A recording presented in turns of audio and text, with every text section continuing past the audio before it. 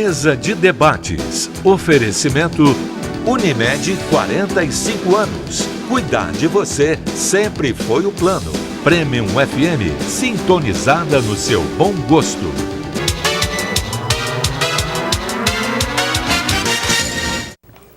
Estamos de volta com a mesa de debates aqui pela TV Juiz de Fora. Você sabia que Juiz de Fora ocupa a segunda posição no ranking de idosos atropelados no trânsito do Brasil? Só até abril do ano passado, a nossa cidade teve 103 pessoas com mais de 60 anos atingidas por algum veículo, ficando atrás apenas da cidade de São Paulo. Então, esse é um dado assustador comparando o porte da cidade de São Paulo e Juiz de Fora, sendo que o país tem várias outras cidades muito maiores do que a nossa e a gente está na segunda posição desse ranking. O que explica isso? Bom, com certeza é um dado bastante alarmante, preocupante, né? O poder público se preocupa com isso, mas o fato é que a gente não pode se ater simplesmente a números absolutos, né? Porque, tratando de números, qualquer número em termos de acidente de trânsito, seja de jovens ou adultos ou idosos, é preocupante. A intenção do poder público e das políticas públicas é fazer com que o número de acidentes e mortes no trânsito reduza cada dia mais. É uma guerra, né? O trânsito é uma guerra e as pessoas precisam estar preparadas e conscientes para isso. Uma vez que a gente, em alguns momentos, a gente percebe que a culpa é do pedestre, em outras vezes a culpa é do motorista. Mas também não estamos em busca de culpados, a gente quer impedir que isso aconteça, né? Então, Juiz de Fora é uma cidade que tem 250 mil veículos emplacados, né? A gente tem na circulação a percepção de que tem muito mais do que isso, uma vez que tem pessoas que vêm de fora, de outras cidades para cá, com seus veículos, pessoas que trabalham aqui, que estudam aqui. Então, a frota circulante aumenta muito. E a cidade, ela é feita para o cidadão, a cidade é feita para as pessoas. E nessa guerra do trânsito aí, a parte mais frágil é sempre o pedestre. Sim. E principalmente idosos, né? O idoso já com o passar dos anos vai perdendo a sua capacidade de locomoção, perde a mobilidade, perde a concentração, perde a percepção e vai ficando cada vez mais difícil. Perão, a questão deles perderem um pouco da mobilidade, ter essa dificuldade, em questão dos semáforos. Tem semáforos, às vezes, 3 pistas. Um fica aberto mais tempo e o outro muito curtinho. E às vezes a pessoa, até mesmo a pessoa mais nova, ela atravessa e pensa assim, eu vou correr que dá tempo, porque eu já atravessei 2, então falta só mais um para atravessar, e aí nisso acaba sendo atropelado. O idoso, às vezes, ele está devagarzinho, atravessando, mas o semáforo é muito rápido. Isso. A gente vai colocar uma questão para o debate aqui, que é o ponto-chave, talvez, da nossa discussão, que é a educação no trânsito. Né? Porque, apesar de em alguns cruzamentos, né, até cruzamentos longos, como a maioria dos cruzamentos da Avenida Barão do Rio Branco, né, a gente tem a travessia em 2 tempos. Né, o semáforo abre para o pedestre para que ele atravesse até o canteiro central e aguarde o próximo tempo. Paciência é tudo, né? A gente precisa ter um pouquinho de paciência. Contudo, mesmo que ele não tenha tempo de completar a travessia, o Código de Trânsito estabelece que a preferência na travessia é do pedestre, mesmo que ele já tenha iniciado a travessia e não tenha concluído. Se o semáforo para os veículos abrir com o pedestre no meio da travessia, tem que aguardar ele terminar a travessia. Então é falta de educação do motorista. Na Rio Branco até tem medo de atravessar um pouco. No ouvido do motociclista e do motorista de ônibus. Tá precisa, bom? Tem que esperar. Você, na Avenida Rio Branco, o sinal abre para você, pedestre. Você vai até o canteiro central e você acha que pode atravessar. Mas o ônibus não te respeita e nem o motociclista te respeita. Precisa respeitar. Não todos, tá? Não todos, não estou generalizando.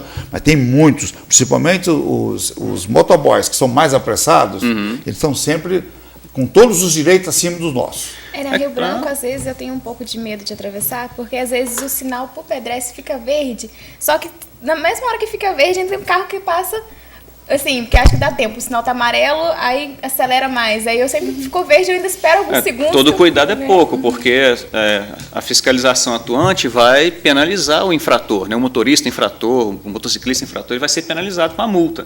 Mas se envolver com um acidente, a multa não resolve o problema de quem foi atropelado. Que pode ser fatal, né? E pode ser fatal. Então, o papel de todos é importante. As pessoas precisam se olhar no trânsito e se respeitar. A gente está lidando com o ser humano. Sim, claro. Né? E o motorista está de posse de um veículo automotor, né, que tem ferro ali. Né? Que pode se transformar numa verdadeira arma. Se mesmo. transforma numa arma. E quando você fala em questão de educação, muito motorista confunde. Quando o sinal está no amarelo, é para ele desacelerar que o sinal vai fechar. Não o contrário, acelerar porque vai fechar. Exato, né? Boa, Né? muito bem colocado. Significado do sinal amarelo do semáforo é atenção pare, não é atenção siga, porque logo depois é um vermelho que é para parar, então é atenção pare. É claro que se ele observar que o tempo de parada pode comprometer a segurança por causa de um veículo muito próximo atrás, ele pode passar, que ele não será autuado se passar no amarelo. Mas essa não é a intenção do atenção. Atenção, pare, alguma coisa vai acontecer, sinal amarelo para você acender, né, ligar suas antenas aí no trânsito, prestar mais atenção, porque alguma coisa naquele cruzamento vai acontecer. Então, toda atenção é pouca, paciência, cuidado. As pessoas andam com muita pressa hoje em dia. É muita correria, falta de tempo. Aproveitando a sua fala no bloco anterior, né, administração do tempo é tudo para as pessoas irem para o trânsito e enfrentar as ruas da cidade. Que nem as pessoas que atravessam na linha férrea também. Sabe que o trem está vindo e está com pressa e vai arriscar a vida por causa de alguns minutos que você poderia ganhar ali, a pressa do dia a dia. Não precisa arriscar. Né? Não precisa arriscar a sua vida por causa de um minuto. Mas se chama de aventura. As aventuras, aqueles que fazem pega na rua, sabe? Aqueles que. Tudo que fazem estripulia na avenida, com o carro na mão, né? E essa chama aventura. Ele vai se aventurar a passar antes do trem. E às vezes se dá muito mal. Certo? É verdade. É o espírito de aventura. Então o camarada sobe, ele sobe no pico do não sei lá onde, vai lá. Para que ele faz aquilo? É aventura. Ele sabe que pode cair e é fatal. Mas o problema é quando essa aventura deixa de ser algo particular e pode atingir outras pessoas. Coloca em risco terceiros. Também, né? se ele atropelar uma pessoa que está lá se arriscando porque quer se arriscar, mas isso afeta a pessoa que atropelou, porque ela vai ficar com aquela culpa que atropelou a pessoa. Vai ficar com a culpa, vai carregar isso no seu psicológico, vai ficar aquela lembrança ruim de ter matado alguém no trânsito, às vezes sem intenção nenhuma, mas isso vai marcar a história dessa pessoa para sempre. Né? É o relacionamento talvez com a família da pessoa que faleceu no trânsito, isso compromete toda a relação social. Né? Então, ou seja, as infrações de trânsito, os riscos que isso impõe sobre a sociedade, os atropelamentos, os acidentes, compromete toda a relação social. E isso precisa estar na mente das pessoas. A gente vive em sociedade e a sociedade é construída em cima do respeito mútuo. A gente precisa se respeitar e, principalmente quando a gente fala do trânsito, respeitar o pedestre, porque é a parte mais frágil no trânsito. Ele tem preferência sobre todos eles. Agora, essa estatística aí, o Juiz de Fora está equiparado a São Paulo na questão de acidente com idosos. Então, o Juiz de Fora tem muito idoso. É bom ter idoso. É bom. Claro que é bom. Eu sou um deles. Isso é bom ter idoso na cidade. Então, engraçado que a CETRA ela trabalha com uma supervisão de educação para o trânsito que constantemente vai ao pró-idoso fazer palestras de orientação para o trânsito com os idosos, porque é uma preocupação nossa. Né? Mesmo os jovens têm pais idosos, avós idosos, tios idosos, e ninguém quer que o membro da sua família se arrisque no trânsito, sofrer um acidente, ser atropelado, né, de forma fatal. Então é importante a gente cuidar realmente dos idosos justamente por isso, pela perda de locomoção, mobilidade, né, de concentração, e a CETRA tem essa preocupação também. Né? É papel nosso cuidar do idoso, mas a gente não consegue cuidar de todo mundo ao mesmo tempo. Até porque é papel de todos. E essas palestras vocês pretendem expandir para outros locais da cidade? Sim, elas já acontecem, né? Basta que as pessoas interessadas busquem fazer esse contato com a nossa secretaria, com essa supervisão, porque as palestras acontecem em escolas, acontecem em empresas, acontecem em organizações não governamentais. Então, sempre que houver uma necessidade, as pessoas podem requerer esse serviço da secretaria, que a gente vai ter o maior prazer em atender. Perón, você sempre fala do respeito, que é algo fundamental no trânsito, tanto para motoristas quanto para pedestres, e a gente também tem que sempre enfatizar a questão da atenção. Hoje em dia as pessoas elas acabam se distraindo com um mundo que vive dentro de um celular e acabam se desligando para o mundo exterior. Isso tem contribuído para que esses acidentes aumentem? Com certeza, porque o discurso até pouco tempo atrás era com relação ao uso do celular no trânsito voltado para o motorista. Mas não é o motorista tão somente que faz uso do telefone celular com WhatsApp ou com redes sociais, né, ou com uma ligação de telefone no trânsito. O pedestre anda com fone de ouvido o tempo todo, né, e está lá ouvindo uma música, ou então de repente vai ler uma mensagem, no momento que ele vai atravessar a linha de trem, fazer uma travessia na Barão do Rio Branco, e ele está lá totalmente distraído, né, e põe o pé na via pública.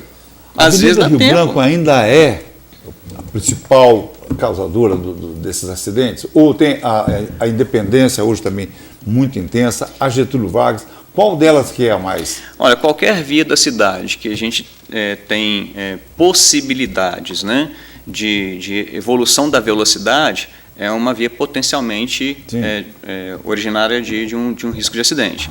Né? Ontem mesmo à noite, um acidente que não foi fatal, graças a Deus, né, mas envolvendo um veículo que estava subindo a Serra do Bandeirantes. Né, a Serra do Bandeirantes, ali, a Avenida Paracatu. Então, ali já é uma via que tem um aumento de velocidade constante, mas a gente tem fiscalização por radar naquele local. E, mais uma vez, a gente volta para a questão do respeito. Nem o radar a pessoa respeita. O papel do radar é educativo, porque quando ele é implantado ali, não é para arrecadar multa, é para diminuir a velocidade. Então, a gente tem, inclusive, historicamente, que um radar novo, ele multa muito, mas com o passar do tempo vai diminuindo o número de multas. Mas, mesmo assim, um ou outro vai desrespeitar o radar. Então, a gente tem a Avenida JK, a gente tem a Deusdete Salgado, né, porque são vias que recebem fluxo de trânsito que vem de fora da cidade. Né? Então, são vias que, potencialmente, são de preocupação quanto a excesso de velocidade e possibilidade de acidente de trânsito. Tem locais que são mais perigosos do que outros, mas a atenção tem que estar em todos, né? Em todos, né? Você falou da Avenida Rio Branco, a Rio Branco não tem possibilidade de exceder demais a velocidade porque ela tem muitos cruzamentos semaforizados, mas o excesso de veículos e de pessoas contribui também para esse risco, então é importante muita atenção. Pode falar. Pelo que eu observo também, a Avenida Getúlio Vargas é uma grande confusão assim, de pessoas, carros, ônibus. Existe um sinal lá também que ele fica sempre no alerta e nem sempre as pessoas elas respeitam, nem os motoristas, nem os pedestres, e ainda tem um pouco cameloso assim, ali e muitos pontos de ônibus. E aí as pessoas às vezes acabam passando na frente dos ônibus para poder pegar outros ônibus. Atravessa fora da faixa. Exatamente, atravessa fora da faixa. Então ali também é uma, assim, não sei em relação às incidências de acidentes, mas é bem confusa aquela região da cidade também. Eu costumo dizer que ele é o nosso pezinho na Índia. Exatamente, eu penso mesmo. Bom, a gente agora vai para o último intervalo do programa de hoje, mas já voltamos com a mesa de debates aqui pela TVE Juiz de Fora.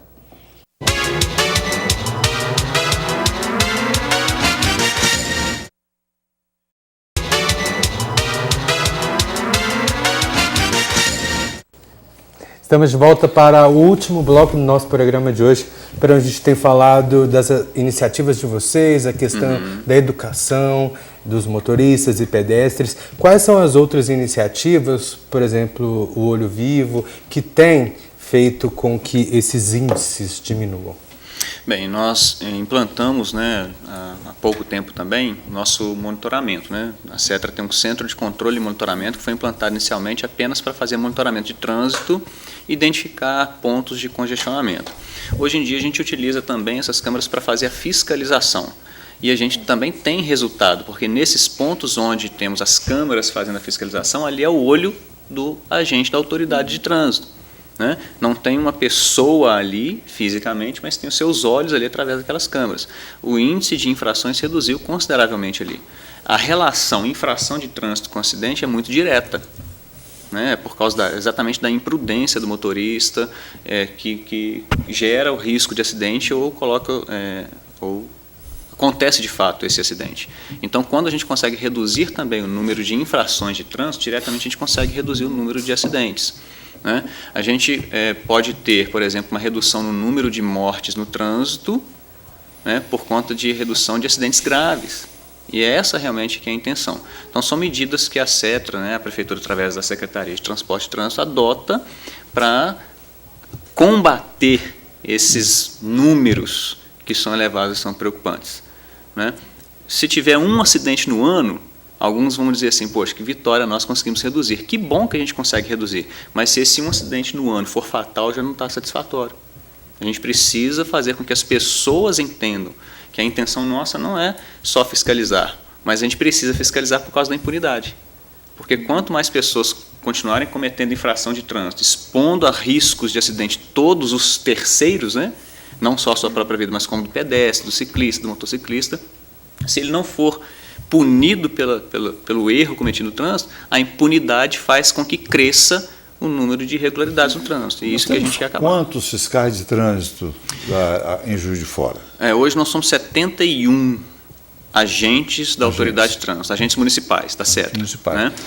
Isso não é considerado pouco, não? Porque a presença física desses elementos, desses fiscais de trânsito, em pontos estratégicos, inibe os abusos. Claro, não só do trânsito, como também dos batedores de carteira, dos outros infratores.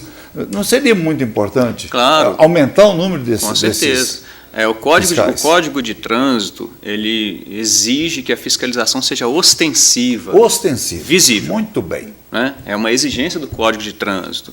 Então, a ostensividade inibe e coíbe as infrações, as irregularidades no trânsito e contribui, então, para a diminuição de acidentes. É óbvio que sim. Mas como a gente tem ainda um número reduzido de fiscais de trânsito na cidade, a gente consegue amenizar ou suprir esta ausência com tecnologia, que é o caso das câmeras, por exemplo. Então, a gente pode investir, sim, em ampliar o quadro de fiscais, mas, ao mesmo tempo, investir também em tecnologia. Os grandes centros, como São Paulo, que foi citado aqui, o próprio Rio de Janeiro, já trabalham com centros de controle e monitoramento que são gigantescos, né, com câmeras espalhadas por toda a cidade. E isso contribui realmente para a fiscalização. E, Peron, tanto na questão da tecnologia quanto dos fiscais mesmo, dos agentes, tudo demanda investimento. Isso. Então, o ideal seria mesmo educar as pessoas, porque se as pessoas fossem mais educadas no trânsito, não era preciso ter tanta fiscalização, não era preciso ter que punir as pessoas se elas soubessem o dever delas mesmo e saber ser educada no trânsito, né? Isso mesmo. Né? A gente estava comentando aqui de que a educação começa em casa mesmo, né? Com a família. E as crianças, adolescentes e jovens, que vão ser os futuros motoristas e que, quando alcançam a adolescência, já são pedestres que circulam pelas ruas sozinhos, eles têm, por exemplo, né, os seus pais, né, os seus parentes, os familiares, as pessoas com quem elas convivem diariamente. Então, se os mais velhos, os adultos, derem de fato o exemplo, ensinarem dentro de casa a terem um comportamento ético no trânsito, né, de cidadão preocupado com a cidade, nós vamos ter, num futuro muito próximo, os próximos motoristas muito bem educados no trânsito. Então, não é só papel do poder público, não é só papel nosso aqui reunido, mas de cada pessoa que está em casa ter essa consciência de ajudar e contribuir também. É sobre blitz e bafômetro. Eu só ouço, graças a Deus, comentar. Amigos meus, por exemplo, foram pegos. Aí ele foi numa festa de aniversário, domingo à tarde, tomou um copo de cerveja. Sempre é né? Um bombom, um copo de cerveja. Bombom, tem um bombom que tem licor, tem. Isso é verdadeiro? Ou você só pega um cara embriagado? A lei seca que está instituída em todo o Brasil, né? Ela é exercida, a sua fiscalização, suas blitz, exercida pela Polícia Militar. O município contribui... vocês, os fiscais de trânsito, não? A gente contribui trabalhando em parceria com a Polícia Militar, mas é uma atuação específica da polícia, é a competência da Polícia Militar. Mas os resultados são muito visíveis quando da eficácia dessas fiscalizações de bafômetro, porque algumas campanhas educativas, inclusive, conseguem prevenir grandemente o número de acidentes quando a pessoa, conscientemente, sabendo que foi orientada por um policial militar, após ter consumido um copo de cerveja que seja, ela dá a direção do seu carro para uma pessoa que não tenha bebido na noite. Então, é extremamente importante isso, porque as pessoas precisam mesmo desses momentos de lazer para tirar o estresse da semana, né? Depois do serviço, né, Amanda? Sair para se divertir com os amigos, mas tem que ter consciência também. Eu vou me divertir, mas eu preciso chegar vivo em casa. Com certeza. Sim, claro. Que é o que mais importa no final de tudo. Isso. Vou te fazer um desafio, não sei se... Espero que você esteja apto para responder, como você foi durante o programa todo. Geralmente as pessoas, muita gente, né, não vamos generalizar, muda completamente quando senta atrás de um volante. A gente já deu exemplo aqui várias vezes, daquele personagem do Pateta, né? O senhor também, Walter. Vira motorista, esquece que é pedestre. Seu volante, seu volante. O que explicaria isso? E como tentar fazer com que o ato de dirigir não afete tanto as pessoas? Igual você comentou, acho que depende muito dos exemplos, né, de como essa pessoa se desenvolveu ao longo da vida dela, como que ela vai lidar com essa situação do carro também. Mas existem pessoas que em posições de poder, não só dentro de um carro, mas na liderança de uma empresa, em posições altas, elas realmente mudam, assim, elas não conseguem lidar com isso. Então, talvez, assim, não sei, assim, uma solução para isso, como fazer para solucionar. Mas a psicologia talvez pode tentar ajudar nessa questão, assim, da pessoa se entender e perceber o porquê que ela está fazendo aquilo, né? Porque às vezes pode ser uma coisa que ela não perceba realmente, que existe essa mudança, ou ela pode estar fazendo isso com uma má intenção, aí já é outra coisa, né? Aí piora todo o quadro clínico da situação. Bom, nosso programa chegou ao fim. Eu gostaria muito de agradecer a participação de vocês por todo o conhecimento, as informações que vocês trouxeram. Parabéns pelo trabalho de vocês, sucesso no evento. Muito obrigada. Debatedores, até semana que vem. Isso aí. Eu gostaria também de agradecer a você que acompanhou o nosso programa aí da sua casa durante toda essa semana. Lembrando que a mesa de debates volta ao vivo só na segunda-feira, às 11 horas da manhã, aqui pela TV Juiz de Fora. A gente também tem que descansar um pouquinho, né? Então eu já te desejo uma feliz Páscoa, um ótimo final de semana, um ótimo feriado, descanse, seja prudente no trânsito, né? E a gente se encontra aqui na segunda-feira. Uma ótima tarde para vocês, um ótimo restinho de dia e nos vemos na segunda-feira. Tchau!